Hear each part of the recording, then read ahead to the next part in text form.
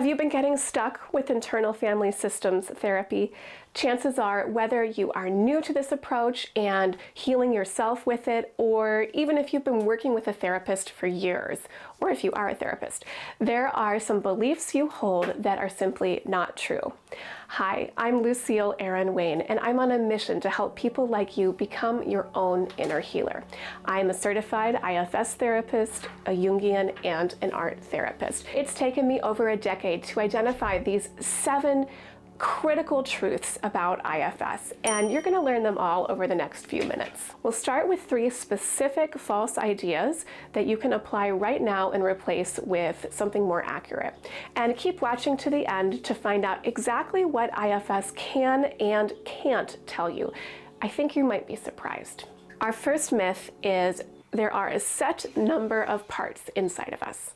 This is not true. But let's start with how we get this idea.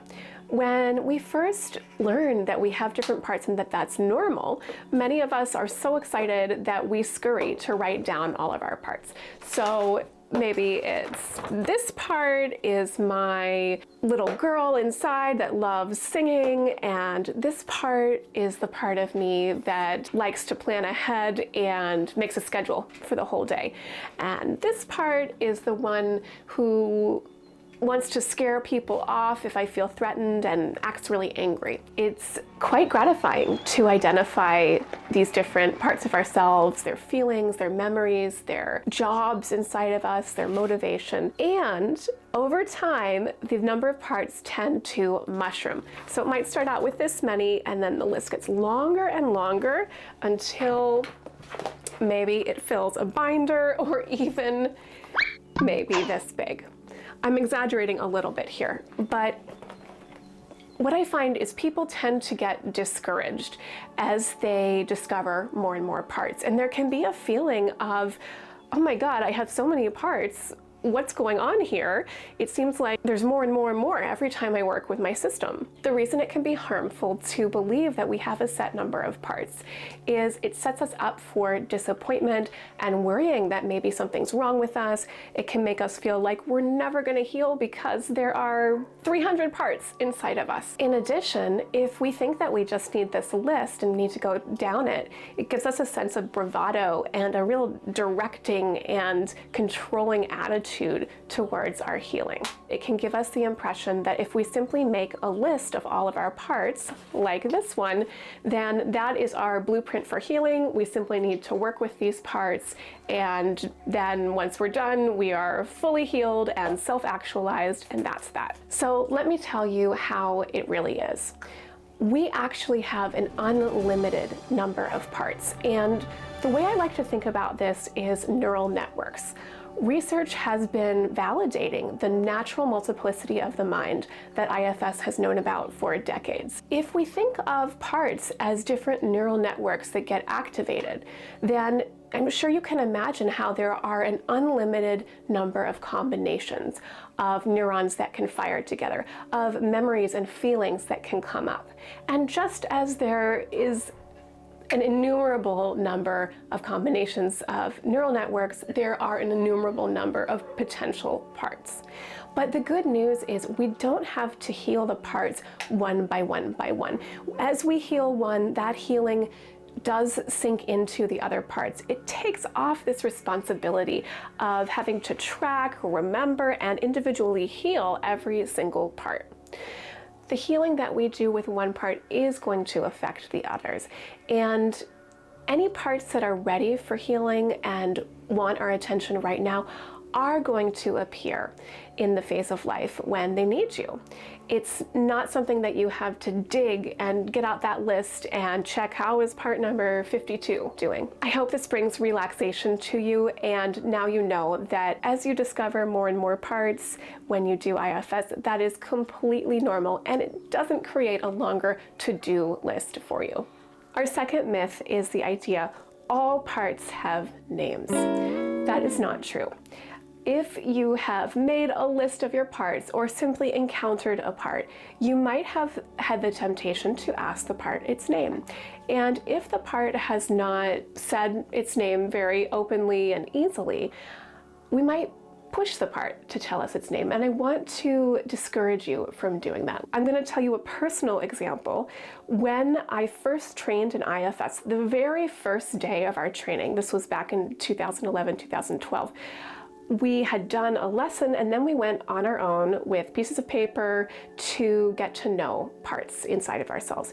And the part that I saw was a little girl who had pigtails, and she was playing in the garden, climbing on the jungle gym. She was having a great time. And I went up to her and I encountered her and I said, "What is your name?" And she was more interested in just playing, maybe having me watch her, be with her, but not knowing how important it was to follow her lead. I kept insisting that she tell me what I should call her. So finally, kind of like a kid would do, she just sort of shrugged and said, "Okay, Lizzie." So that was her name. I wrote it down and I still remember that name today. But you know what? I have never encountered the Lizzie part since that very first day. And the reason for that is our parts, if we are healthy, or if they are parts that are in a healthy section of our psyche, they change. They are not static and brittle and always the same every single day. From week to week, month to month, year to year, if there is health and we've healed from trauma, our parts are going to be developing, they're going to be fading in and out, and they may be taking different forms and fitting different names when they come to our consciousness.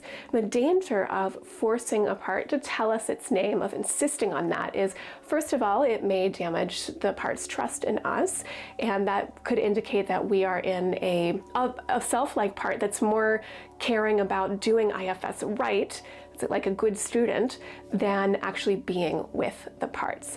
Another danger is if we push our parts to have a name, we may be discouraging them from their natural, healthy dynamism and changing. We may be trying to squish them into a box. And finally, if we take the naming as a mandate, we could get ourselves into a state of worry. For example, I might have easily thought, "Oh no, I can't find Lizzie, I've lost a part of me, maybe something's wrong with my system."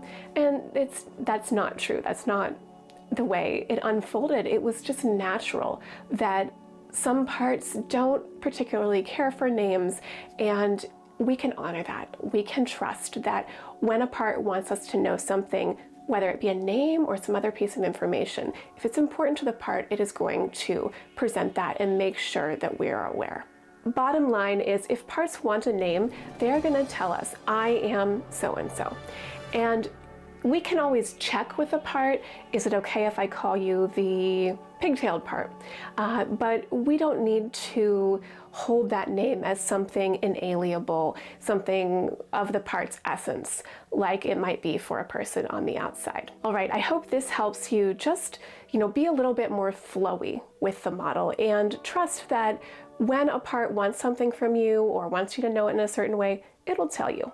Let's talk about the next myth, because it relates. Our third myth is the idea that IFS must follow a certain script to work. IFS is more susceptible to this idea of right and wrong and a certain maybe rigidity about how it's applied, because it is unusually dialed in, more so than most other therapies, in terms of the sequence of how to do it. And that is because the exact precise wording has been developed with a lot of care to unlock more efficiently and more precisely what is needed for healing. But the danger, if we think that we have to follow a particular script to the letter, is that we stop being authentic with our parts, or if you are a therapist, with your clients. And the real healing place and energy that happens with internal family systems and parts work is from a place of true openness and true genuine presence. So if we are pushing a particular script or worrying that oh no, the healing is not going to be going well, the session is off the rails because we've stopped following the script, then that is an unnecessary worry, and that stress may actually be detracting from your session. So what are the questions that follow this script? They are things like, when you notice a part, how do you feel towards that part?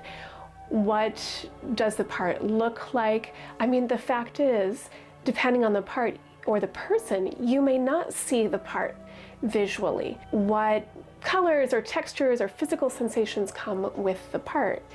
You may not have an answer to that. You might, but you might not. And if you don't, that is okay. They're simply questions. Some more classic IFS questions are, what is the part's job? When did it get that job? What is it afraid would happen if it wasn't doing this job? Those are all important questions, and it's okay if you're not following them in the exact sequence that they're traditionally taught. Just remember, the person who developed IFS, Dick Schwartz, he was a pioneer, and he was able to help his clients heal through not having a script. He had to develop this particular set of questions. And what he did was he was simply present and really paying attention to his clients. And that is, again, that is the baseline. That is the most healing thing you can do.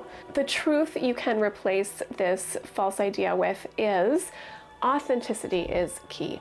Authenticity is more important than asking any particular question or following any particular sequence. And if you have that authenticity, you are on the right track, even if a particular question doesn't have an answer or you don't remember to ask it.